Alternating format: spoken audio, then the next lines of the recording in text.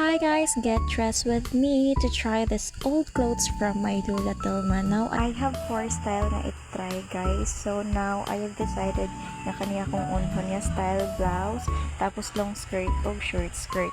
Now is, kanina blouse sa siya, ako siyang pangitaan o kana ang unsay bagay niya. So I've decided nga kaniyang ako ang unhon na i-try ning long skirt akong i-hurt. In-hurt mo po siya. O diba, nice kayo, pangkaraan kayo atik ang inyong auntie guys. O diba, wow mo po siya. Diba? So, try sa ko ang short nga skirt. O diba, wow, hapon kayo. Pero, nice na siya guys. O kana ang dress is, kanang kuan siya ba, i-down lang siya. O diba, nice kayo. O, so, para naka-decide ko nga, ang ikaduha na pod nga design sa kuan akong i-try. So kana nga brown nga blouse skirt o kana ang kana siya, basta kana siya. Oh, di ba kana siya pang dula kayo atik guys, mura naman tagurang ani oy. So kani naka-decide ko kaning sad ako ang unhon nga style.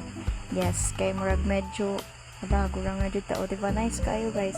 I feel like mura jud og kana ang antis lang, mura jud dula sa kana nga heels kay anti nga lola ba.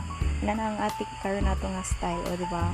Nice kaayo guys, murag jud og kana kaduha nga outfit nga murag anti, so nice unta og kana ang mubo pa jud kayo ang saya. So that's it, bye.